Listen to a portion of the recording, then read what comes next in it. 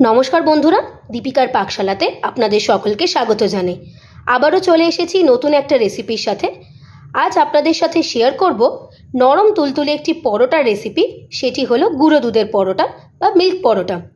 আমি আজকে যে পদ্ধতিতে এই পরোটা রেসিপিটি আপনাদের সাথে শেয়ার করছি, আশা করি অবশ্যই আপনাদের ভালো লাগবে। তো আসুন দেখে নেওয়া যাক আমার আজকের এই রেসিপিটি। মজাদার সুস্বাদু দুধ পরোটা বা গুঁড়ো দুধের পরোটা বানানোর জন্য প্রথমেই আমি বাটিতে দেব ময়দা, দেব স্বাদ অনুযায়ী লবণ, আর দেব পরিমাণ অনুযায়ী চিনি। ময়ামের জন্য দেব সাদা তেল। এবার ভালো করে ময়দাটাকে মিশিয়ে নেব। আপনারা চাইলে ময়দার পরিবর্তে কিন্তু এই পরোটাটা আটা দিয়েও করতে পারেন। ময়দা খুব ভালো মতো ময়াম দেওয়া হয়ে গেছে, দেখুন ময়দাটা কত সুন্দর ভেঙে যাচ্ছে। এবার এর মধ্যে দেব কুসুম গরম জল, তবে আপনারা চাইলে কিন্তু রুম টেম্পারেচারে থাকা জল দিয়েও কিন্তু এই ময়দাটা মেখে নিতে পারেন। পরোটার জন্য ময়দার ডোটা খুব ভালো মতো মাখা হয়ে গেছে। এরকম সফটভাবেই কিন্তু ময়দাটাকে মেখে নিতে হবে। 15 মিনিটের জন্য রেস্টে রেখে দেব। 15 মিনিট ভালো মতো রেস্টে রেখে দিয়েছিলাম। আপনাদের হাতে যদি সময় থাকে তাহলে আপনারা একটু বেশি সময় ধরেই কিন্তু এই ময়দাটাকে রেস্টে রেখে দিতে পারেন। এই ময়দাটা যত রেস্টে রেখে দেবেন ততই কিন্তু পরোটাটা নরম আর তুলতুলে হবে। তো ময়দাটাকে আমি আরেকবার একটু ভালো করে মেখে নিলাম। এবার আমরা এর থেকে লেচি কেটে নেব। এই পরোটা বানানোর সময় লেচিটাকে কিন্তু একটু বড় বড় করেই কেটে নিতে হবে।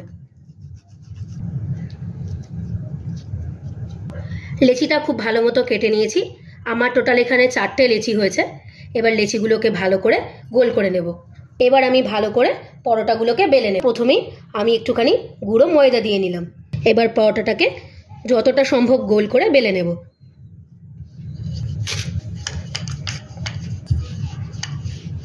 পরোটাটাকে প্রথমে আমি খুব ভালো করে গোল করে নিয়েছি। হাতের মাধ্যমে একটুখানি তেল নিয়ে প্রথমে পরোটার উপরে ভালো করে লাগিয়ে স্প্রেড করে নেব। এবার উপর থেকে দেব সামান্য একটু ময়দা, আর দেব পরিমাণ মতো গুঁড়ো দুধ। এবার দুধটাকেও ভালো করে হাতের সাহায্যে স্প্রেড করে দেব। দুধ আর ময়দা ভালো মতো রুটির সাথে স্প্রেড করে নিয়েছি। এবার একটা সাইড এরকম করে নিয়ে ভালো মতো মুড়ে নেব এবং হাতের সাহায্যে একটু চেপে চেপে মুড়ে নিতে হবে। আবার এই সাইডটাকেও অপর দিকে দিয়ে এরকমভাবে চেপে নেব। দেখুন দুটো দিকে কিন্তু ভালো মতো মুড়ে গেছে। এবার এই উপরের পোর্শনটাকে আবারও মিডিলে এনে চেপে নেব। আবার এই নিচের পোর্শনটাকে নিয়ে উপরের দিকে এরকম চেপে দেব। এবার একটু হাতের তালুর সাহায্যে ভালো করে চেপে নেব। এবার উপর থেকে দেব সামান্য একটু ময়দা। এবার খুব হালকা হাতে বেলে নেব। যেহেতু আমরা গোল করে বেলছি না, তাই জন্য কিন্তু এটাকে চৌকো করেই বেলে নিতে হবে।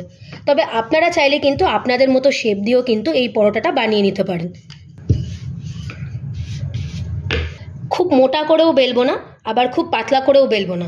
এই যে দেখুন, এরকম একটা মিডিয়াম শেপ দিয়েই কিন্তু পরোটাগুলোকে বেলে নিতে হবে। সমস্ত পরোটা আমি খুব ভালো মতো বেলে নিয়েছি। এবার এগুলোকে আমি ভেজে নেব। গুঁড়ো দুধের পরোটা বানানোর জন্য প্রথমেই আমি তাওয়া ভালো মতো গরম করে নিয়েছি। এবার উপরে আমি পরোটাগুলোকে দিয়ে দেব। প্রথমেই আমি পরোটার দুটো দিক ভালো মতো সেঁকে নেব। আপনারাও যখন পরোটা ভাজবেন তখন অবশ্যই পরোটার দুটো দিক ভালো মতো সেঁকে নেবেন। তারপরে তেল, ঘি বা বাটার আপনারা যে যেমনভাবে পারেন সেটা দিয়ে কিন্তু পরোটাগুলোকে ভেজে নেবেন। দেখুন পরোটাটা কিন্তু কত সুন্দর ফুলে উঠেছে। আপনারা চাইলে কিন্তু এরকমভাবেও পরোটাগুলোকে ভেজে নিতে পারেন। তেল না দিয়েও কিন্তু আপনারা এইভাবেও পরোটাগুলোকে খেতে পারবেন। আমি আজকে একটু তেল দিয়ে ভেজে নিচ্ছি। তার জন্য প্রথমেই চামচের মাধ্যমে উপর থেকে একটুখানি তেল স্প্রেড করে দেব। এবার পরোটার একটা দিক উল্টে দেব। এবার এই দিকেও খুব সামান্য একটুখানি তেল স্প্রেড করে দেব। এই পরোটা ভাজার জন্য কিন্তু খুব বেশি তেলের কোনো প্রয়োজন নেই। আবারও ভালো করে এই দিকটাও উল্টে দেব। তো একটা পরোটা আমার ভালো মতো ভাজা হয়ে গেছে। এবার এটাকে আমি তুলে নেব। সমস্ত গুঁড়ো দুধের পরোটা আমার খুব ভালো মতো রেডি হয়ে গেছে। আমি আপনাদের একটু দেখিয়ে দিচ্ছি। দেখুন পরোটাটা কত সুন্দর নরম হয়েছে। যেদিক থেকেই ধরবেন পরোটাটা কিন্তু খুব সুন্দরভাবে সফট হয়েছে। আমি আপনাদের একটু ছিঁড়ে দেখিয়ে দিচ্ছি। দেখুন পরোটাটার ভিতরে কিন্তু কত সুন্দর একটা লেয়ার তৈরি হয়েছে। এই যে দেখুন কত সুন্দর সফট হয়েছে। খুব কম সময়ে আর কম উপকরণ দিয়ে তৈরি গুঁড়ো দুধের পরোটা আমাদের একদম তৈরি হয়ে গিয়েছে। বাচ্চা থেকে বড় সকলেই কিন্তু এই পরোটাটা অনায়াসেই খেতে পারবেন। যে যাদের একটু দাঁতের সমস্যা রয়েছে তারাও কিন্তু এই পরোটাটা অনায়াসেই খেতে পারবেন। এই পরোটাটা এতটাই সফট। আপনাদেরও যদি রেসিপিটি ভালো লেগে থাকে অবশ্যই একটা লাইক করে দেবেন, আর আমাকে কমেন্ট করে জানাবেন আমার বানানো গুঁড়ো দুধের পরোটা রেসিপিটি আপনাদের কেমন লাগলো।